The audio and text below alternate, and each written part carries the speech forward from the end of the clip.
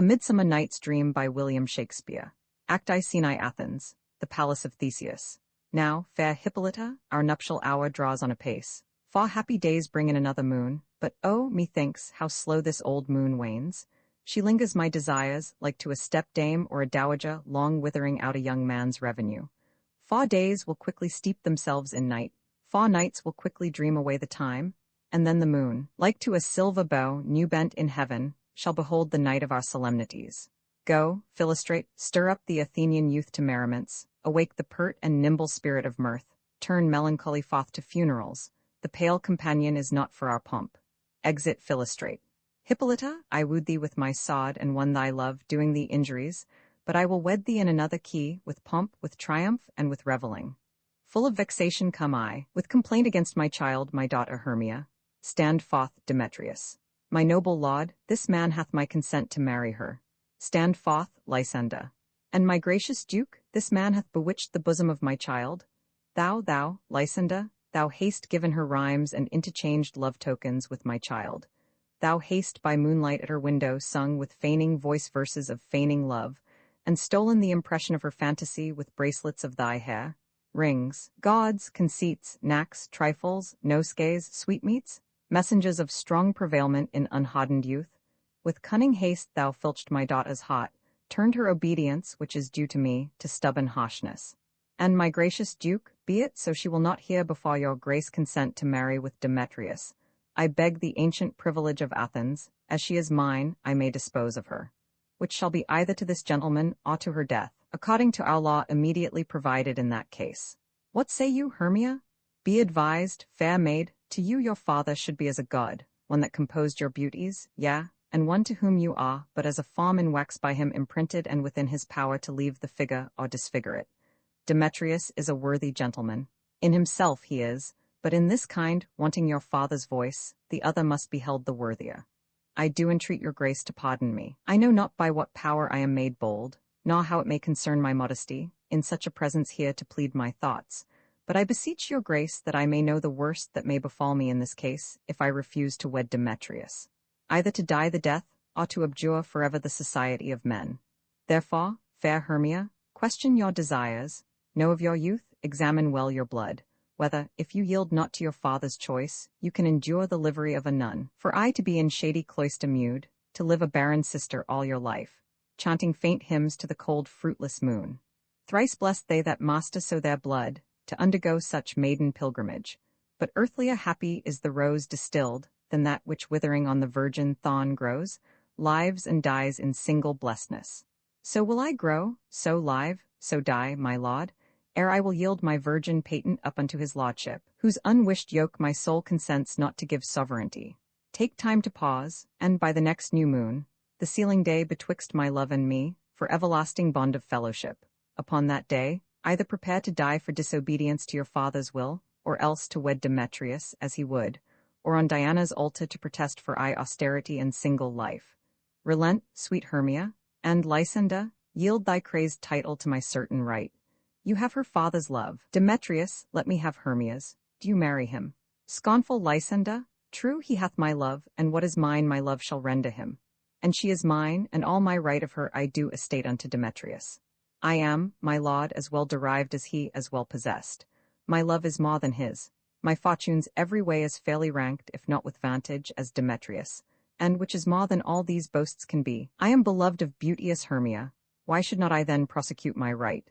Demetrius, I'll avouch it to his head, made love to Neda's daughter, Helena, and won her soul, and she, sweet lady, devoutly dotes in idolatry, upon this spotted and inconstant man.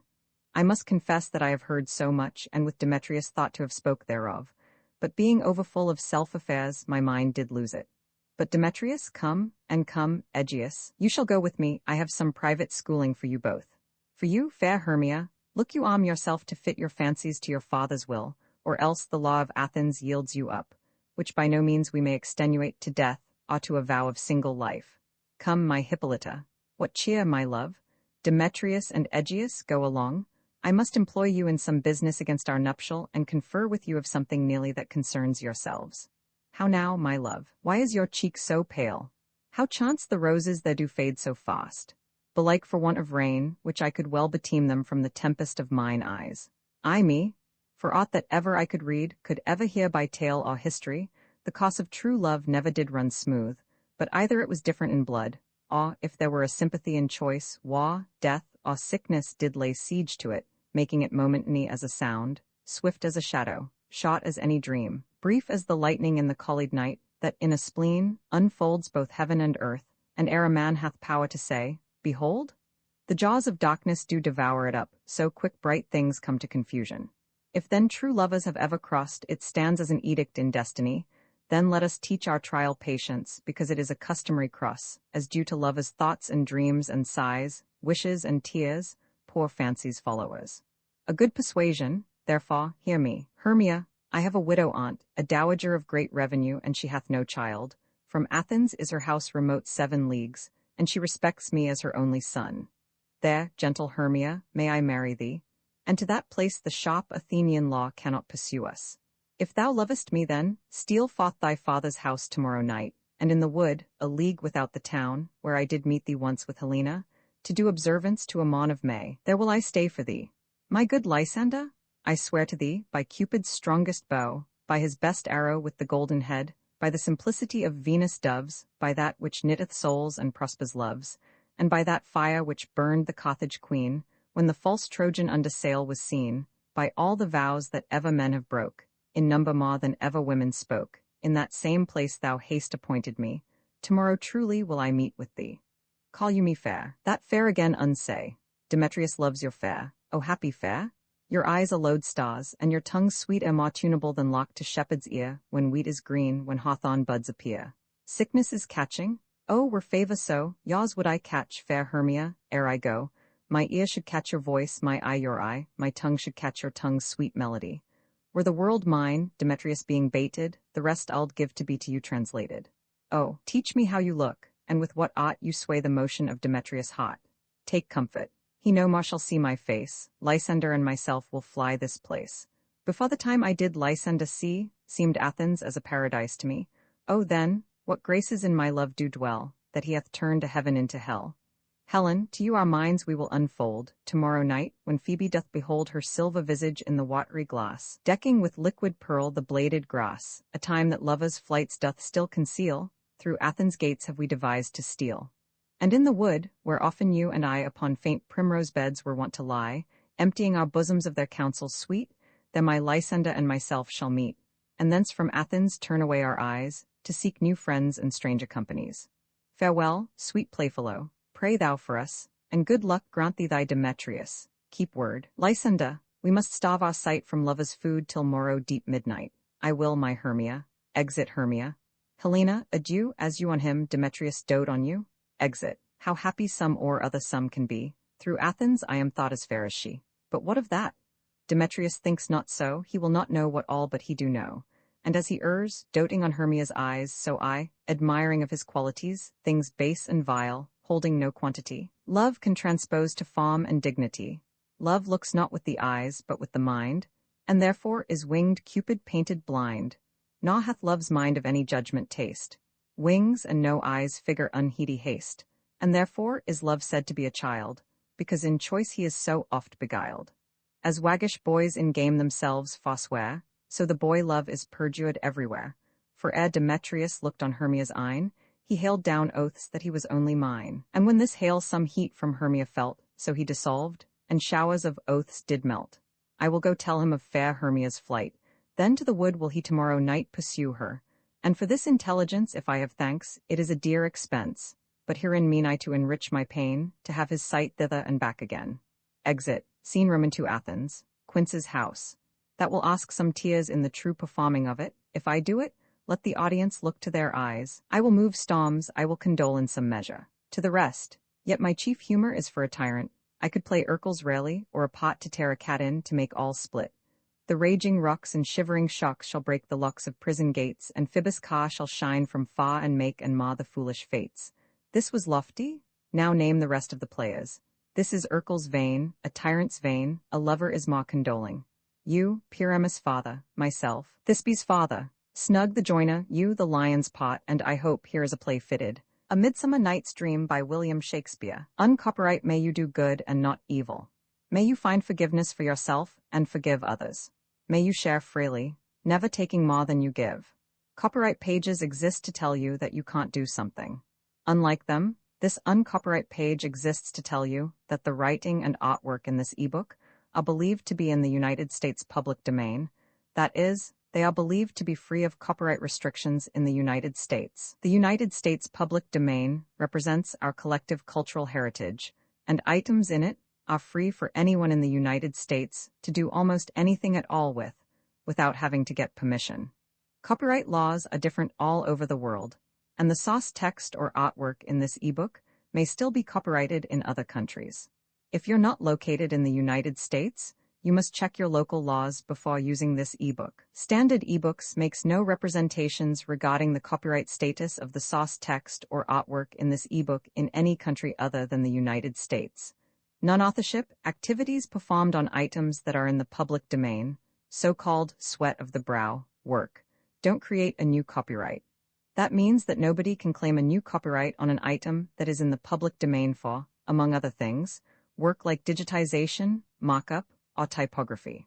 Regardless, the contributors to this ebook released their contributions under the terms in the CC 01.0 Universal Public Domain Dedication, thus dedicating to the worldwide public domain all of the work they've done on this ebook, including but not limited to metadata, the title page, imprint, colophon, this uncopyright, and any changes or enhancements to, or mock-up on, the original text and artwork. This dedication doesn't change the copyright status of the source text or artwork. We make this dedication in the interest of enriching our global cultural heritage, to promote free and libre culture around the world, and to give back to the unrestricted culture that has given all of us so much. Table of Contents Landmarks, Act Roman 2 Scene I a wood near Athens.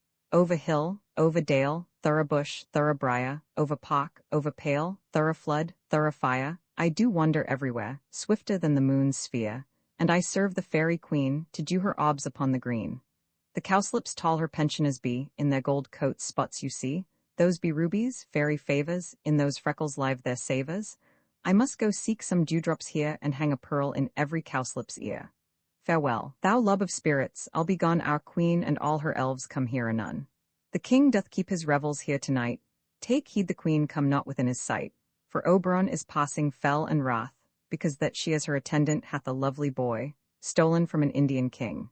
She never had so sweet a changeling, and jealous Oberon would have the child knight of his train, to trace the forests wild. But she perforce withholds the loved boy, crowns him with flowers and makes him all her joy. And now they never meet in grove or green, by fountain clear, or spangled starlight sheen, but they do square, that all their elves for fear creep into acorn cups and hide them there. Either I mistake your shape and making quite, or else you are that shrewd and knavish sprite called Robin Goodfellow. Are not you he that frights the maidens of the villagery, skim milk, and sometimes labor in the quern and bootless, make the breathless housewife churn, and sometime make the drink to bear no balm, mislead night wanderers, laughing at their harm? Those that hobgoblin call you and sweet puck, you do their work, and they shall have good luck. Are not you he? Thou speakst aright, I am that merry wanderer of the night. I jest to Oberon and make him smile when I a fat and bean-fed hoss beguile, neighing in likeness of a filly foal, and sometime lurk I in a gossip's bowl, in very likeness of a roasted crab, and when she drinks, against her lips I bob, and on her withered dewlap paw the ale. The wisest aunt, telling the saddest tale, sometime for 3-foot stool mistaketh me, then slip I from her bum, down topples she, and Taylor cries and falls into a cough. And then the whole choir hold their hips and laugh, and waxen in their mirth and knees, and swear a merrier hour was never wasted there. But room, fairy, here comes Oberon. What, jealous Oberon, fairies, skip hence, I have forsworn his bed and company. Then I must be thy lady, but I know when thou hast stolen away from fairy land, and in the shape of Corin sat all day, playing on pipes of con and versing love to amorous Phillida. Why art thou here, come from the farthest step of India? But that, forsooth, the bouncing Amazon, your buskined mistress and your warrior love, to Theseus must be wedded, and you come to give their bed joy and prosperity. How canst thou thus for shame, Titania, glance at my credit with Hippolyta, knowing I know thy love to Theseus? Didst thou not lead him through the glimmering night from Perigenia, whom he ravished? and make him with fair eagle break his faith with Ariadne and Antiopa. These are the fawdries of jealousy, and never, since the middle summer's spring, met we on hill, in dale, forest or mead, by paved fountain or by rushy brook, or in the beached margent of the sea, to dance our ringlets to the whistling wind, but with thy brawls thou hast disturbed our spot. Therefore the winds, piping to us in vain, as in revenge, have sucked up from the sea contagious fogs, which falling in the land hath every pelting river made so proud that they have overborne their continents. The ox hath therefore stretched his yoke in vain, the ploughman lost his sweat, and the green corn hath rotted ere his youth attained a beard. The fold stands empty in the drowned field, and crows are fatted with the Murrian flock. The 9 men's morris is filled up with mud, and the quaint mazes in the wanton green for lack of tread are undistinguishable. The human mortals want their winter here. No night is now with him or carol blessed. Therefore the moon, the governess of floods, pale in her anger, washes all the air, that rheumatic diseases do abound. And thorough this distemperature we see the seasons alter. Hoary-headed frosts fall in the fresh lap of the crimson rose, and on old Heme's thin and icy crown an odorous chaplet of sweet summer buds is, as in mockery, set. The spring, the summer, the childing autumn, angry winter, change their wonted liveries, and the mazed world by their increase now knows not which is which. And this same progeny of evils comes from our debate, from our dissension. We are their parents and original. Do you amend it then? It lies in you. Why should Titania cross her Oberon? I do but beg a little changeling boy to be my henchman. Set your heart at rest. The fairy land buys not the child of me. His mother was a votaess of my order, and in the spiced Indian air, by night, full often hath she gossiped by my side, and sat with me on Neptune's yellow sands, mocking the embarked traders on the flood, when we have laughed to see the sails conceive and grow big-bellied with the wanton wind, which she, with pretty and with swimming gait following, her womb then rich with my young squire, would imitate and sail upon the land, to fetch me trifles and return again, as from a voyage, rich with merchandise. But she, being mortal of that boy, did die, and for her sake do I rear up her boy, and for her sake I will not part with him. Perchance till after Theseus' wedding day.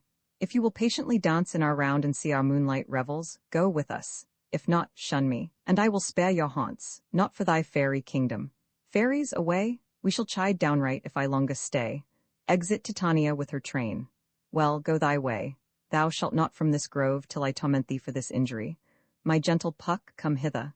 Thou rememberest since once I sat upon a promontory, and heard a mermaid on a dolphin's back uttering such dulcet and harmonious breath, that the rude sea grew civil at her song, and certain stars shot madly from their spheres, to hear the sea-maid's music.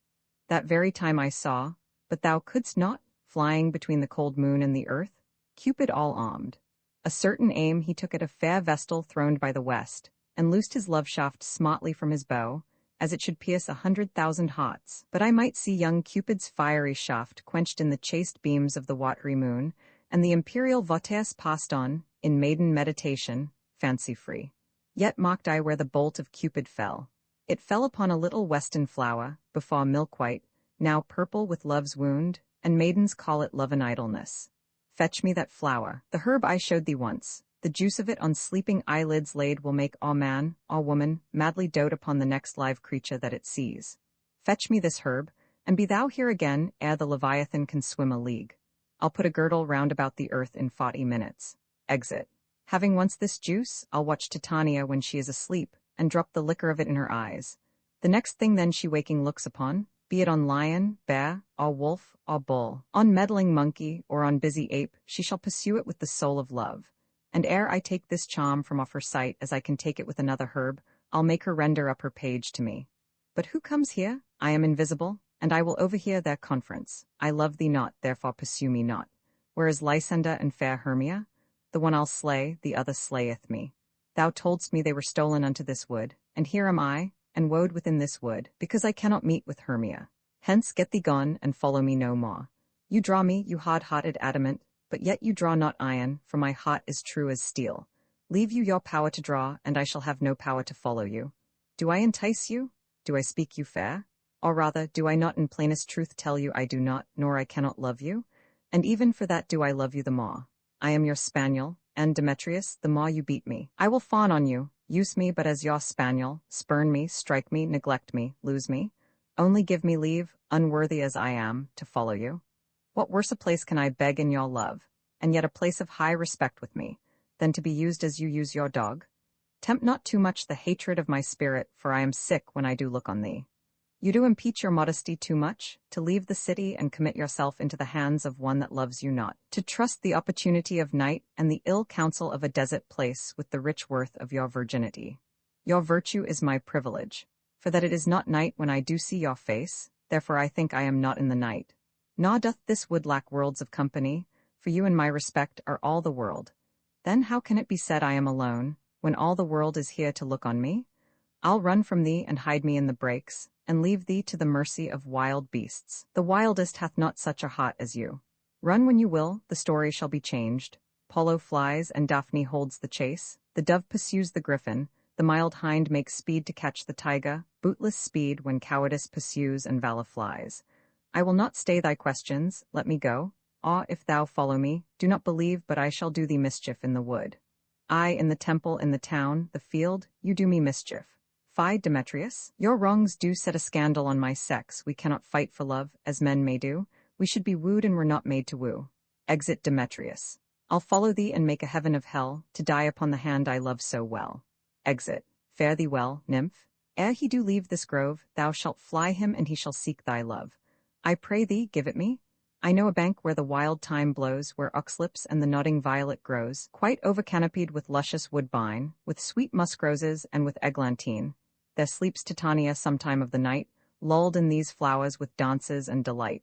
And there the snake throws her enamelled skin, weed wide enough to wrap a fairy in, and with the juice of this I'll streak her eyes, and make her full of hateful fantasies. Take thou some of it, and seek through this grove. A sweet Athenian lady is in love with a disdainful youth. Anoint his eyes, but do it when the next thing he espies may be the lady. Thou shalt know the man by the Athenian garments he hath on.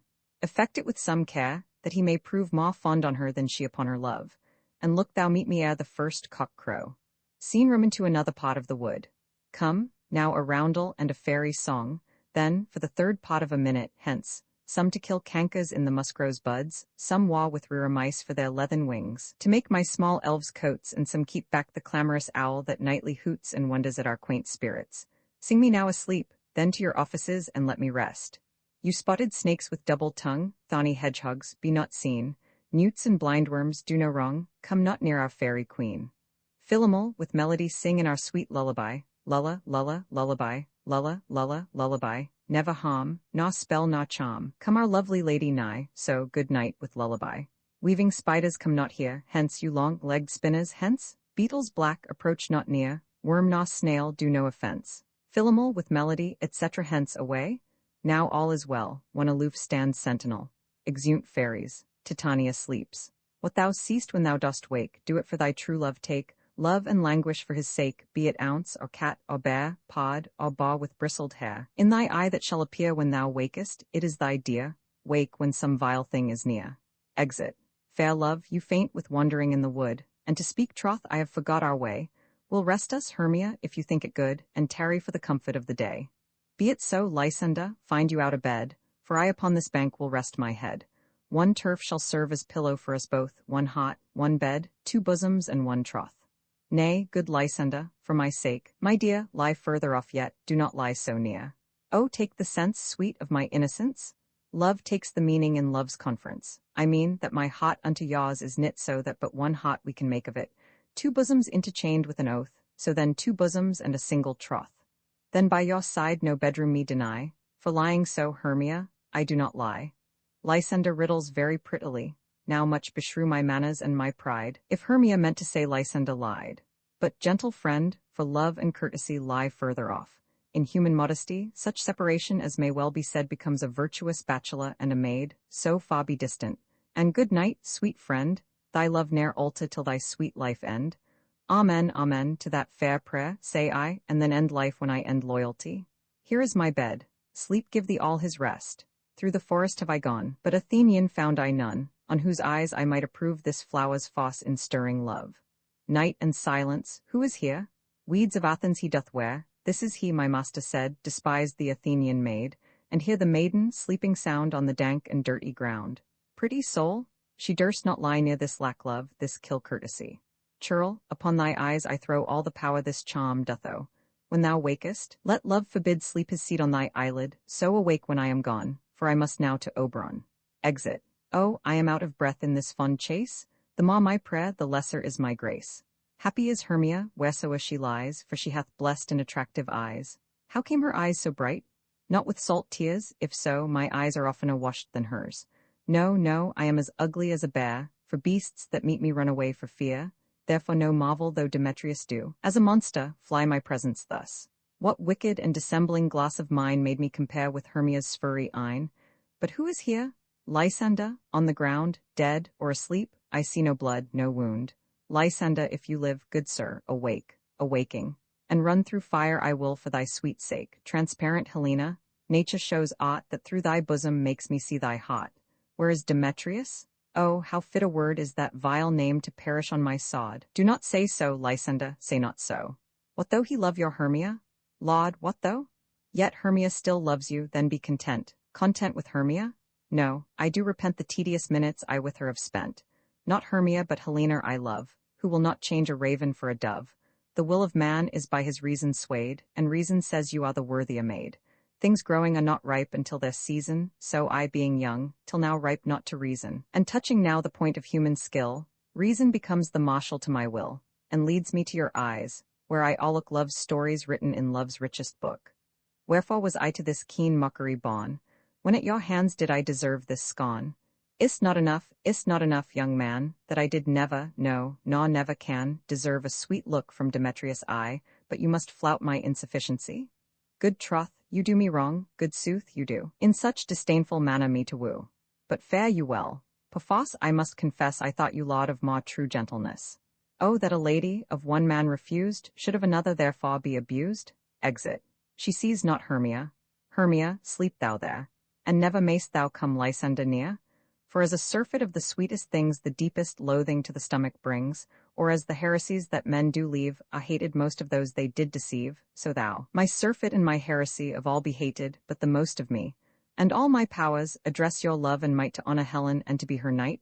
Exit, awaking. Help me, Lysander, help me. Do thy best to pluck this crawling serpent from my breast. Eye me for pity, what a dream was here. Lysander, look how I do quake with fear.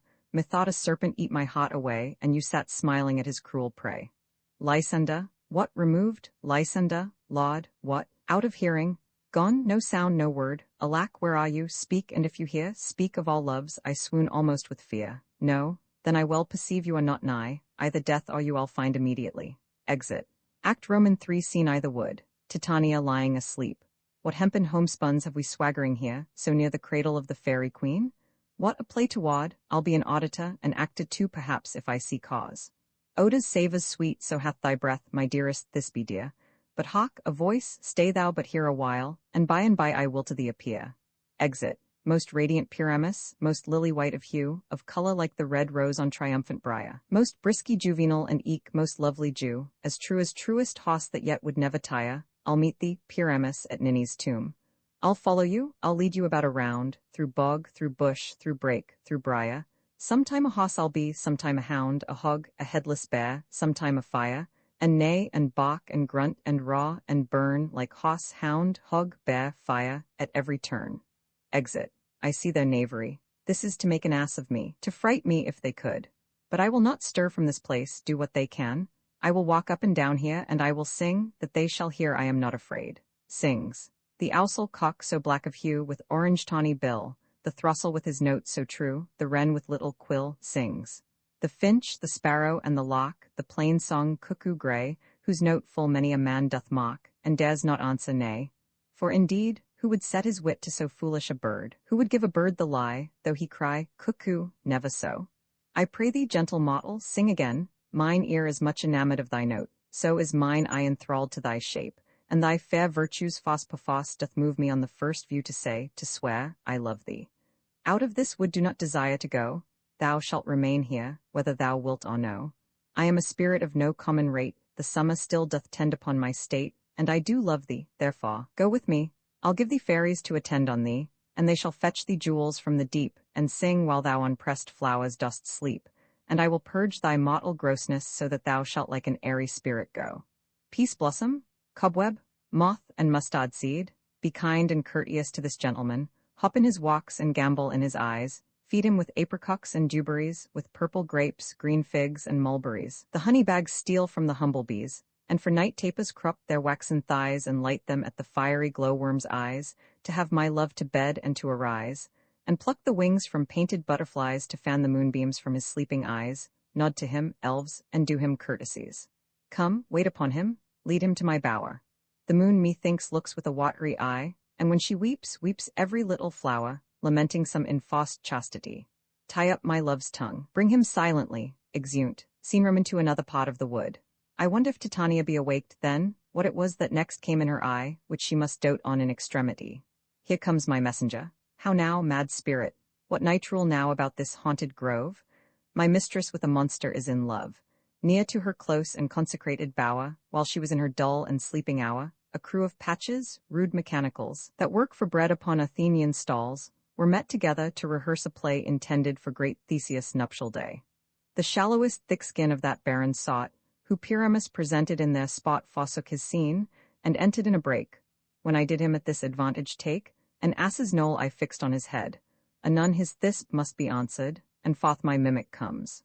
When they him spy, as wild geese that the creeping fowler eye, or russet patead chose, many and sought, rising and cawing at the gun's report, sever themselves and madly sweep the sky, so at his sight, away his fellows fly, and at our stamp, here awe and awe one falls. He murder cries and help from Athens calls.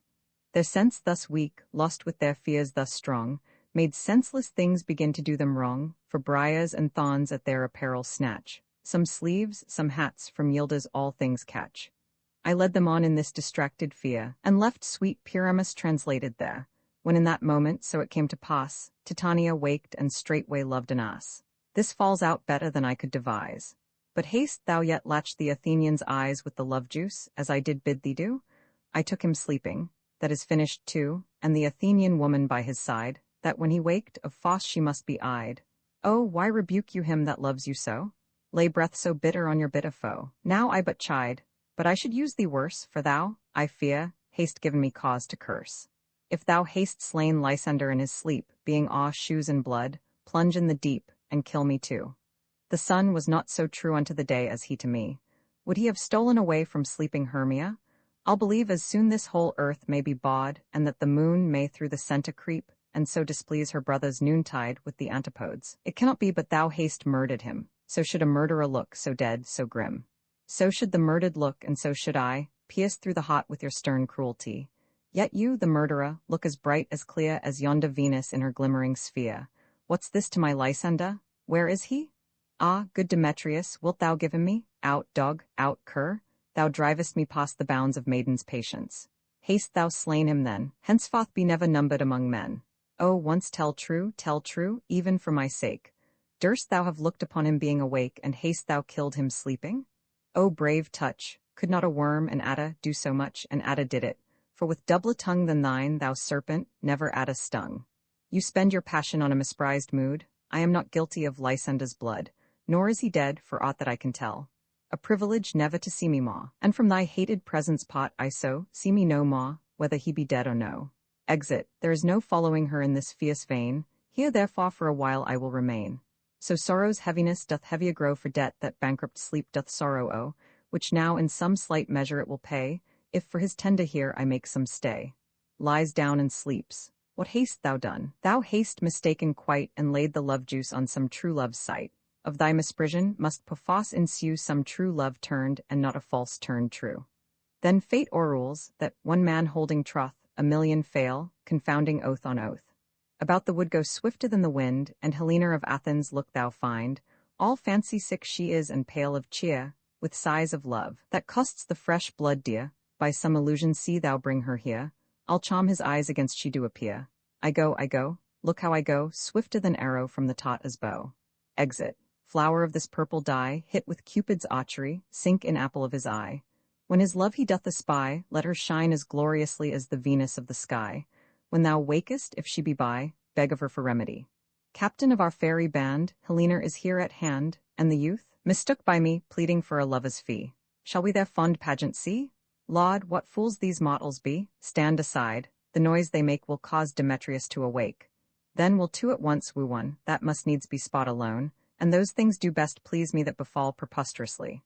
Why should you think that I should woo and scorn? Scorn and derision never come in tears.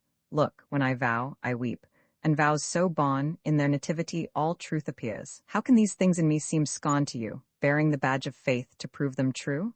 You do advance your cunning maw and maw. When truth kills truth, O devilish holy fray. These vows are Hermia's, will you give her awe? Weigh oath with oath, and you will nothing weigh. Your vows to her and me, put in two scales, will even weigh, and both as light as tails.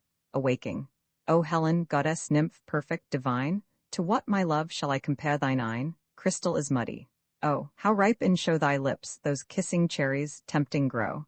That pure congealed white, high Taurus snow, fanned with the eastern wind, turns to a crow when thou hold'st up thy hand. Oh, let me kiss this princess of pure white, this seal of bliss. O spite? O hell? I see you all abent to set against me for your merriment. If you were civil and knew courtesy, you would not do me thus much injury.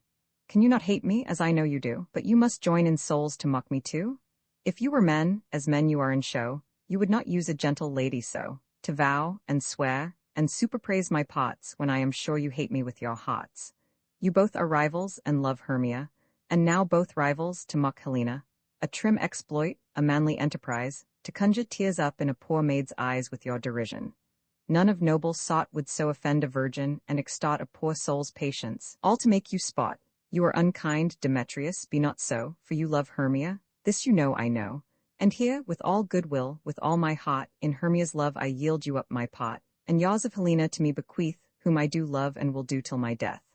Lysander, keep thy Hermia, I will none, if e'er I loved her, all that love is gone. My heart to her but as guestwise sojourned, and now to Helen is at home returned, there to remain. Disparage not the faith thou dost not know, lest, to thy peril, thou abye it dear. Look, where thy love comes, yonder is thy dear. Dark night that from the eye his function takes, the ear more quick of apprehension makes. Wherein it doth impair the seeing sense, it pays the hearing double recompense. Thou art not by mine eye, Lysander, found, mine ear, I thank it, brought me to thy sound. But why unkindly didst thou leave me so? Lysander's love, that would not let him bide, fair Helena, who more engilds the night than all yon fiery O's and eyes of light. Why seek'st thou me? Could not this make thee know, the hate I bear thee made me leave thee so? Lo, she is one of this confederacy. Now I perceive they have conjoined all three to fashion this false spot, in spite of me. Injurious Hermia, most ungrateful maid, have you conspired, have you with these contrived to bait me with this foul derision? Is all the counsel that we two have shared, the sisters' vows, the hours that we have spent, when we have chid the hasty-footed time for parting us? Oh, is all forgot? All school days friendship, childhood innocence? We, Hermia, like two artificial gods, have with our needles created both one flower, both on one sampler, sitting on one cushion, both wobbling of one song, both in one key, as if our hands, our sides, voices, and minds had been incorporate. So we grew together, like to a double cherry, seeming potted, but yet a union in partition. Two lovely berries molded on one stem, so with two seeming bodies but one heart, two of the first, like coats in heraldry, due but to one and crowned with one crest. And will you rent our ancient love asunder, to join with men in scorning your poor friend? It is not friendly, 'tis not maidenly, our sex, as well as I, may chide you for it, though I alone do feel the injury. I am amazed at your passionate words. I scorn you not, it seems that you scorn me. Have you not set Lysander, as in scorn, to follow me and praise my eyes and face? And made your other love, Demetrius, who even but now did spurn me with his foot, to call me goddess, nymph, divine and rare, precious, celestial? Wherefore speaks he this to her he hates?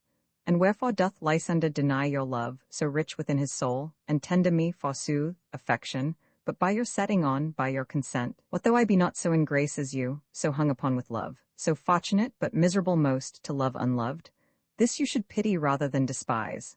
I do persevere, counterfeit sad looks, make mouths upon me when I turn my back, wink each at other, hold the sweet jest up, this spot, well carried, shall be chronicled.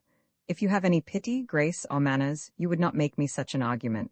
But fare you well, 'tis partly my own fault, which death or absence soon shall remedy. Stay, gentle Helena, hear my excuse, my love, my life, my soul, fair Helena. Thou canst compel no more than she entreat. thy threats have no more strength than her weak prayers. Helen, I love thee by my life, I do. I swear by that which I will lose for thee, to prove him false that says I love thee not. No, no, he'll seem to break loose. Take on as you would follow, but yet come not. You are a tame man, go, hang off. Thou cat, thou burr, vile thing, let loose, or I will shake thee from me like a serpent. Why are you grown so rude? What change is this, sweet love, thy love? Out, tawny tata, out, loathed medicine, hated potion, hence, I would I had your bond, for I perceive a weak bond holds you. I'll not trust your word. What should I hurt her, strike her, kill her dead? Although I hate her, I'll not harm her so. What can you do me greater harm than hate? Hate me? Wherefore? Oh me! What news, my love? Am not I Hermia? Are not you Lysander? I am as fair now as I was Iruhail. Since night you loved me, yet since night you left me. Why then you left me? Oh, the gods forbid. In earnest shall I say, I, by my life, and never did desire to see thee more. Therefore be out of hope of question of doubt, be certain, nothing truer, 'tis no jest that I do hate thee and love Helena. Oh me, you juggler, you canker-blossom, you thief of love. What, have you come by night and stolen my love's heart from him? Fine, I faith. Have you no modesty, no maiden shame, no touch of bashfulness? What, will you tear impatient answers from my gentle tongue? Fie, fie, you counterfeit, you puppet, why so? Aye, that way goes the game. Now I perceive that she hath made compare between our statures. She hath urged her height, and with her personage, her tall personage, her height, forsooth, she hath prevailed with him. And are you grown so high in his esteem, because I am so dwarfish and so low? How low am I, thou painted maypole? Speak, how low am I? I am not yet so low but that my nails can reach unto thine eyes. I pray you, though you mock me, gentlemen, let her not hurt me. I was never cursed, I have no gift at all in shrewishness. I am a right maid for my cowardice. Let her not strike me. You perhaps may think, because she is something lower than myself, that I can match her. Good Hermia, do not be so bitter with me. I evermore did love you, Hermia, did ever keep your counsels, never wronged you, save that in love unto Demetrius I told him of your stealth unto this wood. He followed you, for love I followed him, but he hath chid me hence and threatened me to strike me, spurn me, nay, to kill me too. And now, so you will let me quiet go. To Athens will I bear my folly back and follow you no further. Let me go, you see how simple and how fond I am. Oh, when she's angry, she is keen and shrewd. She was a vixen when she went to school, and though she be but little, she is fierce. Little again, nothing but low, and little? Why will you suffer her to flout me thus? Let me come to her. Get you gone, you dwarf, you minimus of hindering not grass maid, you bead, you acon. You are too officious in her behalf that scorns your services. Let her alone. Speak not of Helena, take not her part, for if thou dost intend never so little show of love to her, thou shalt abye it. Now she holds me not. Now follow if thou darest to try whose right, of thine or mine, is most in Helena. You, mistress, all this coil is long of you, nay, go not back. I will not trust you, I no longer stay in your cursed company. Your hands than mine are quicker for a fray, my legs are longer though, to run away. Exit. This is thy negligence, still thou mistakest, or else committ'st thy knaveries wilfully. Believe me, king of shadows, I mistook. Did not you tell me I should know the man by the Athenian garments he had on? And so far blameless proves my enterprise, that I have nointed in Athenians' eyes, and so far am I glad it so did sought as this the jangling I esteem a spot. Thou seest these lovers seek a place to fight. High therefore, Robin, overcast the night. The starry welkin cover thou anon with drooping fog as black as Acron, and lead these testy rivals so astray as one come not within another's way. Like to Lysander, sometime frame thy tongue, then stir Demetrius up with bitter wrong, and sometime rail thou like Demetrius. And from each other look, thou lead them thus, till all their brows death counterfeiting sleep with leaden legs and batty wings doth creep. Then crush this herb into Lysander's eye, whose liquor hath this virtuous property, to take from thence all error with his might, and make his eyeballs roll with wonted sight. When they next wake, all this derision shall seem a dream and fruitless vision, and back to Athens shall the lovers wend, with league whose date till death shall never end. Whiles I in this affair do the employ, I'll to my queen and beg her Indian boy, and then I will her charmed eye release from monster's view, and all things shall be peace.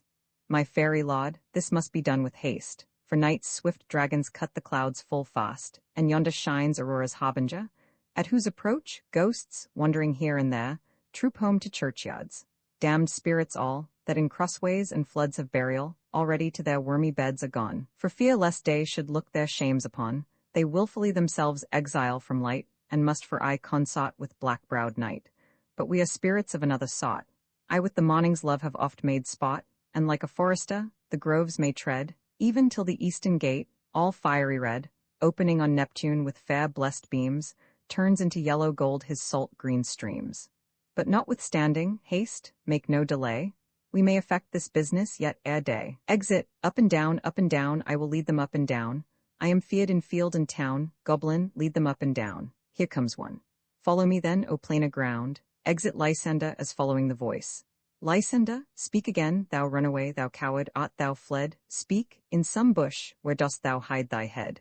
Thou coward, art thou bragging to the stars, telling the bushes that thou look'st for wars, and wilt not come? Come, recreant, come, thou child. I'll whip thee with a rod. He is defiled that draws a sod on thee. He goes before me and still dares me on. When I come where he calls, then he is gone. The villain is much lighter-heeled than I followed fast, but faster he did fly, that fallen am I in dark, uneven way, and here will rest me. Lies down. Come, thou gentle day, for if but once thou show me thy grey light, I'll find Demetrius and revenge this spite. Sleeps, abide me if thou darest, for well I wot thou run'st before me, shifting every place, and darest not stand, nor look me in the face. Where art thou now? Nay then, thou mock'st me. Thou shalt buy this dear, if ever I thy face by daylight see. Now, go thy way. Faintness constraineth me to measure out my length on this cold bed. By day's approach look to be visited. Lies down and sleeps. O weary night, O long and tedious night, abate thy hours. Shine comforts from the east, that I may back to Athens by daylight, from these that my poor company detest, and sleep that sometimes shuts up sorrow's eye, steal me a while from mine own company. Lies down and sleeps. Yet but three? Come one more, two of both kinds makes up four. Here she comes, cursed and sad. Cupid is a knavish lad, thus to make poor females mad. Never so weary, never so in woe, bedabbled with the dew and torn with briars, I can no further crawl, no further go. My legs can keep no pace with my desires. Here will I rest me till the break of day. Heaven's shield Lysander, if they mean a fray, lies down and sleeps.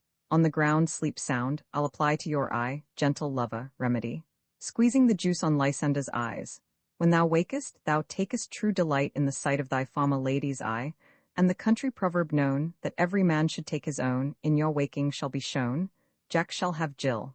Naught shall go ill. The man shall have his mare again, and all shall be well. Exit. Act Roman 4 scene I the same. Lysander, Demetrius, Helena, and Hermia lying asleep. Come, sit thee down upon this flowery bed, while I thy amiable cheeks do coy, and stick musk roses in thy sleek smooth head, and kiss thy fair large ears, my gentle joy. I have a venturous fairy that shall seek the squirrel's hod, and fetch thee new nuts. Sleep thou, and I will wind thee in my arms. Fairies, be gone, and be always away. Exeunt fairies. So doth the woodbine the sweet honeysuckle gently entwist, the female ivy so enrings the barky fingers of the elm. Oh, how I love thee, how I dote on thee, they sleep, advancing. Welcome, good Robin. Seest thou this sweet sight? Her dotage now I do begin to pity, for, meeting her of late behind the wood, seeking sweet favours for this hateful fool, I did upbraid her and fall out with her, for she his hairy temples then had rounded with coronet of fresh and fragrant flowers, and that same dew, which sometime on the buds was wont to swell, like round and orient pearls, stood now within the pretty floweret's eyes like tears that did their own disgrace bewail. When I had at my pleasure taunted her, and she in mild terms begged my patience, I then did ask of her changeling child, which straight she gave me, and her fairies sent to bear him to my bower in fairy land. And now I have the boy, I will undo this hateful imperfection of her eyes, and, gentle Puck, take this transformed scalp from off the head of this Athenian swain, that, he awaking when the other do, may all to Athens back again repair, and think no more of this night's accidents, but as the fierce vexation of a dream. But first I will release the fairy queen. Be as thou wast wont to be, see as thou wast wont to see. Dian's bud Cupid's flower hath such false and blessed power. Now, my Titania, wake you, my sweet queen. My Oberon, what visions have I seen? Methought I was enamoured of an ass. How came these things to pass? Oh, how mine eyes do loathe his visage now. Silence a while. Robin, take off this head. Titania, music call, and strike more dead than common sleep of all these 5 the sense. Sound, music? Come, my queen, take hands with me, and rock the ground whereon these sleepers be. Now thou and I are new in amity, and will tomorrow midnight solemnly dance in Duke Theseus' house triumphantly, and bless it to all fair prosperity. There shall the pairs of faithful lovers be wedded with Theseus, all in jollity. Fairy king, attend and mock, I do hear the morning lark. Then my queen in silence sad, trip we off to night's shade, we the globe can compass soon, swifter than the wandering moon. Come, my lord, and in our flight tell me how it came this night that I sleeping here was found with these mortals on the ground. Exeunt. Hans sound within. Go, one of you, find out the forester, for now our observation is performed, and since we have the voward of the day, my love shall hear the music of my hounds. Uncouple in the western valley, let them go, dispatch I say and find the forester. Exit an attendant. We will, fair queen, up to the mountain's top and mock the musical confusion of hounds and echo in conjunction. I was with Hercules and Cadmus once, when in a wood of Crete they bayed the bear with hounds of Sparta. Never did I hear such gallant chiding, for besides the groves, the skies, the fountains, every region near seemed all one mutual cry. I never heard so musical a discord, such sweet thunder. My hounds are bred out of the Spartan kind, so flued, so sanded, and their heads are hung with ears that sweep away the morning dew, crook-kneed and dew-lapped like Thessalian bulls, slow in pursuit but matched in mouth like bells, each under each. A cry more tunable was never hollered to, nor cheered with horn in Crete, in Sparta, nor in Thessaly, judge when you hear. But soft, what nymphs are these? My lord, this is my daughter here asleep, and this, Lysander, this Demetrius is, this Helena, old Neda's Helena. I wonder if their being here together. No doubt they rose up early to observe the rite of May, and hearing our intent, came here in grace of our solemnity. But speak, Aegeus, is not this the day that Hermia should give answer of her choice? Go, bid the huntsmen wake them with their horns, and shout within. Lysander, Demetrius, Helena, and Hermia, wake and start up. Good morrow, friends, Saint Valentine is past, begin these wood birds but to couple now? I pray you all stand up. I know you two are rival enemies. How comes this gentle concord in the world, that hatred is so far from jealousy, to sleep by hate and fear no enmity? My lord, I shall reply amazedly, half sleep, half waking. But as yet, I swear, I cannot truly say how I came here. But as I think, for truly would I speak, and now I do bethink me, so it is, I came with Hermia hither. Our intent was to be gone from Athens, where we might be, without the peril of the Athenian law. Enough, my lord. You have enough. I beg the law, upon his head. They would have stolen away. They would, Demetrius, thereby to have defeated you and me, you of your wife, and me of my consent that she should be your wife. My lord, fair Helen told me of their stealth, of this their purpose hither to this wood, and I in fury hither followed them, fair Helena in fancy following me. But my good lord, I wot not by what power, but by some power it is, my love to Hermia, melted as the snow, seems to me now as the remembrance of an idol god which in my childhood I did dote upon, and all the faith, the virtue of my heart, the object, and the pleasure of mine eye, is only Helena. To her, my lord, was I betrothed ere I saw Hermia, but like a sickness did I loathe this food, but as in health, come to my natural taste, now I do wish it, love it, long for it, and will forevermore be true to it. Fair lovers, you are fortunately met, of this discourse we more will hear anon. Aegeus, I will overbear your will, for in the temple, by and by, with us these couples shall eternally be knit, and for the morning now is something wan, our purposed hunting shall be set aside. Away with us to Athens, 3 and 3 will hold a feast in great solemnity. Come, Hippolyta, exeunt Theseus, Hippolyta, Aegeus, and train. These things seem small and undistinguishable, like far-off mountains turned into clouds. Methinks I see these things with potted eye, when everything seems double. So methinks, and I have found Demetrius like a jewel, mine own and not mine own. Are you sure that we are awake? It seems to me that yet we sleep, we dream. Do not you think the Duke was here, and bid us follow him? Why then, we are awake, let's follow him, and by the way let us recount our dreams. Exeunt, Scene Roman to Athens, Quince's house. Act V. Scene I Athens, the palace of Theseus. More strange than true, I never may believe these antique fables, nor these fairy toys. Lovers and madmen have such seething brains, such shaping fantasies, that apprehend more than cool reason ever comprehends. The lunatic, the lover, and the poet are of imagination all compact. One sees more devils than vast hell can hold, that is, the madman. The lover, all is frantic, sees Helen's beauty in a brow of Egypt. The poet's eye, in a fine frenzy rolling, doth glance from heaven to earth, from earth to heaven. And as imagination bodies forth the forms of things unknown, the poet's pen turns them to shapes and gives to airy nothing a local habitation and a name. Such tricks hath strong imagination, that, if it would but apprehend some joy, it comprehends some bringer of that joy. Or in the night, imagining some fear, how easy is a bush supposed a bear. but all the story of the night told over, and all their minds transfigured so together. More witnesseth than fancies images and grows to something of great constancy, but howsoever, strange and admirable. Joy, gentle friends, joy and fresh days of love accompany your hearts, more than to us wait in your royal walks, your bod, your bed. Come now, what masks, what dances shall we have, to wear away this long age of 3 hours between our after-supper and bedtime? Where is our usual manager of mirth? What revels are in hand? Is there no play to ease the anguish of a torturing hour? Call Philostrate, say, what abridgment have you for this evening? What mask? What music? How shall we beguile the lazy time, if not with some delight? There is a brief how many spots are ripe, make choice of which your highness will see first. Giving a paper.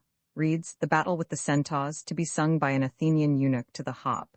Will none of that have I told my love. In glory of my kinsman Hercules. Reads, the riot of the tipsy bacchanals, tearing the Thracian singer in their rage.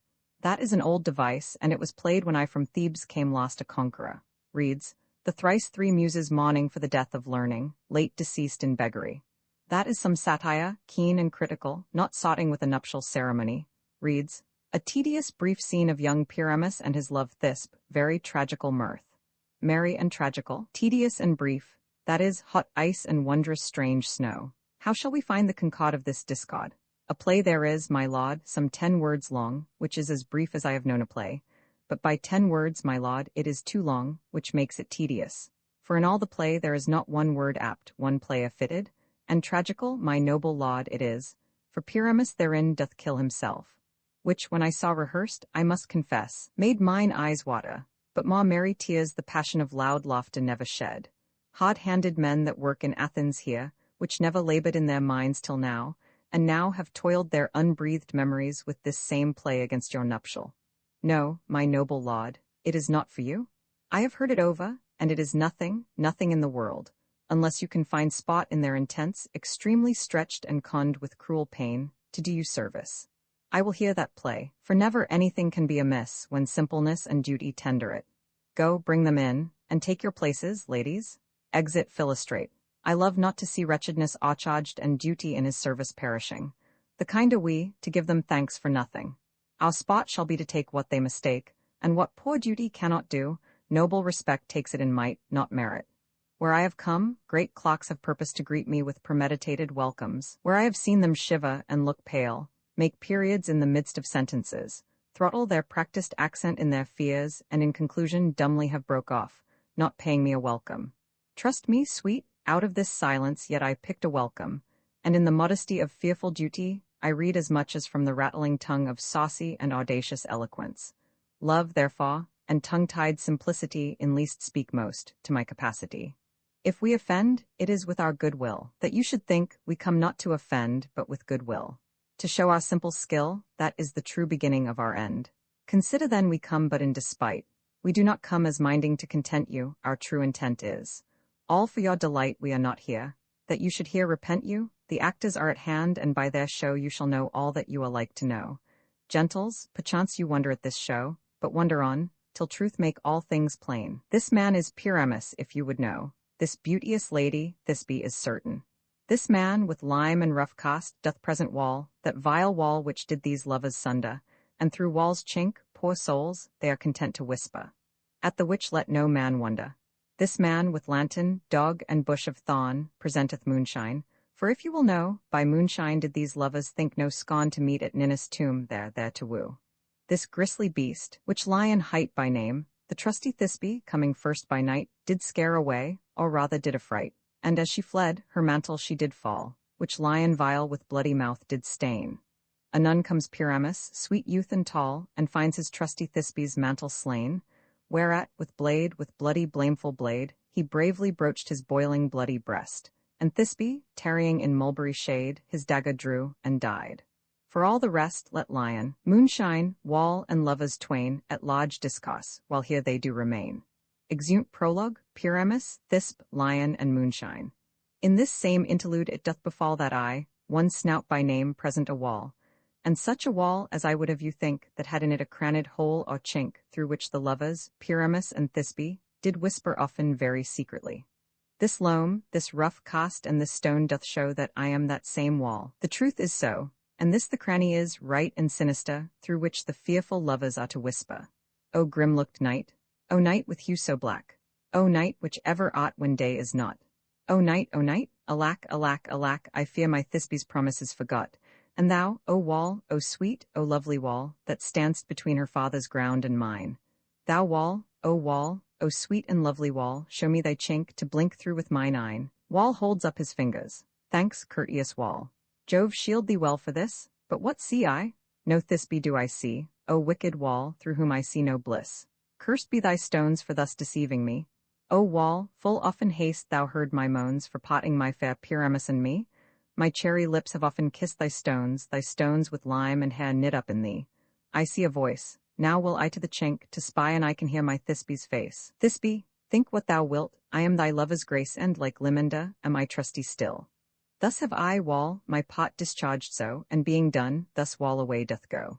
Exit. You, ladies, you, whose gentle hearts do fear the smallest monstrous mouse that creeps on flaw, may now perchance both quake and tremble here, when lion rough in wildest rage doth raw.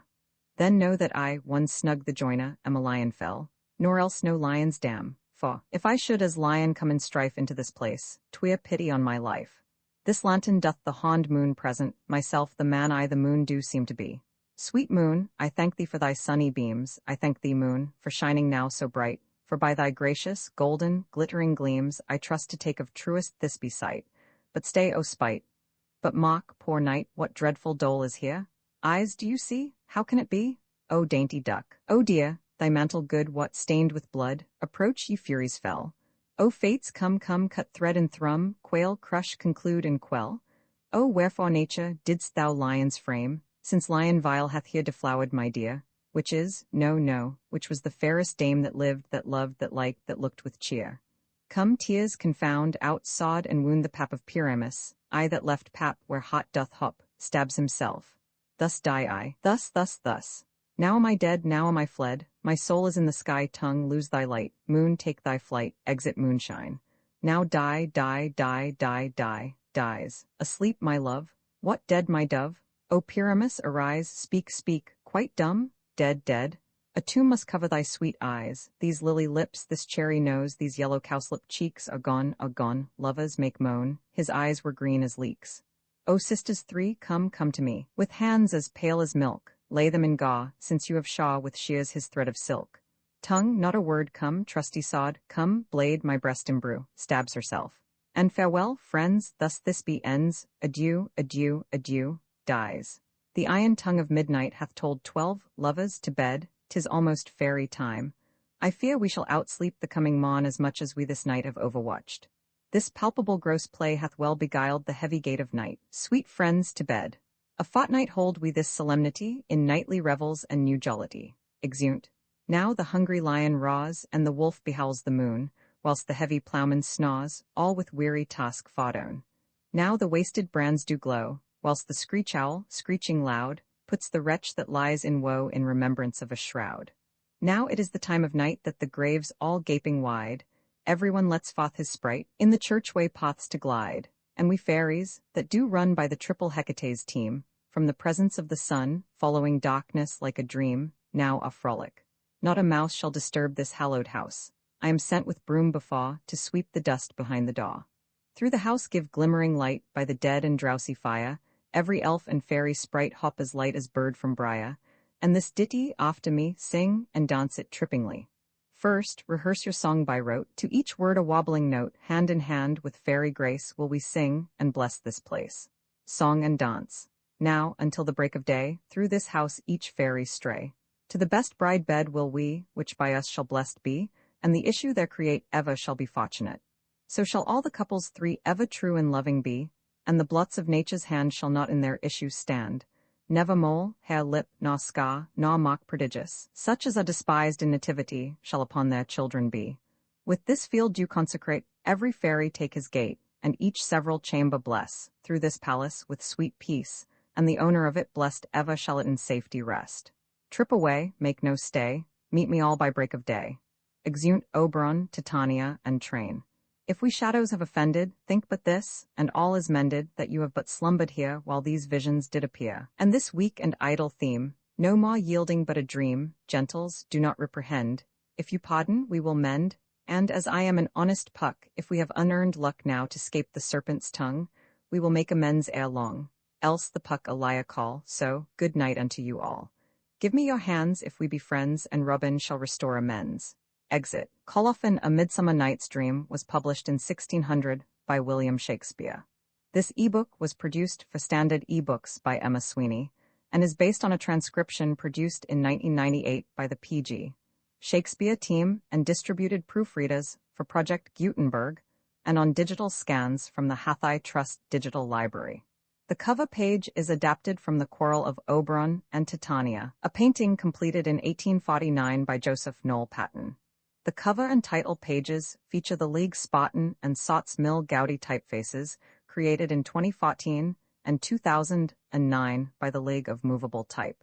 This edition was released on April 19, 2025, 1:18 a.m., and is based on revision FD 7829B. The first edition of this ebook was released on June 26, 2020, 1:11 a.m. You can check for updates to this ebook, view its revision history, or download it for different e-reading systems at standardbooksorg/ebooks/William Shakespeare/A Midsummer Night's Dream.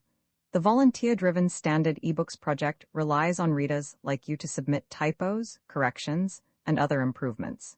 Anyone can contribute at standardbooksorg. Dramatis Personae Theseus, Duke of Athens Aegeus, father to Hermia Lysander, in love with Hermia Demetrius, in love with Hermia Philostrate, master of the revels to Theseus Quince, a carpenter snug, a joiner bottom, a weaver flute, a bellows mender snout, a tinker starveling, a tailor Hippolyta, queen of the Amazons, Bethroth to Theseus Hermia, daughter to Aegeus, in love with Lysander Helena, in love with Demetrius Oberon, king of the fairies Titania, queen of the fairies Puck, or Robin Goodfellow Peaceblossom, fairy Cobweb, fairy Moth, fairy Mustard Seed, fairy other fairies attending their king and queen. Attendance on Theseus and Hippolyta scene, Athens and a wood near it. A Midsummer Night's Dream. Imprint this ebook is the product of many hours of hard work by volunteers for Standard eBooks, and builds on the hard work of other literature lovers made possible by the public domain. This particular ebook is based on a transcription from Project Gutenberg and on digital scans from the Hathai Trust Digital Library. The source text and artwork in this ebook are believed to be in the United States public domain. That is, they are believed to be free of copyright restrictions in the United States. They may still be copyrighted in other countries, so users located outside of the United States must check their local laws before using this ebook. The creators of, and contributors to, this ebook dedicate their contributions to the worldwide public domain via the terms in the CC 01.0 Universal Public Domain Dedication. For full license information, see the uncopyright at the end of this ebook. Standard eBooks is a volunteer-driven project that produces ebook editions of public domain literature using modern typography, technology, and editorial standards, and distributes them free of cost. You can download this and other ebooks carefully produced for true book lovers at standardbooksorg.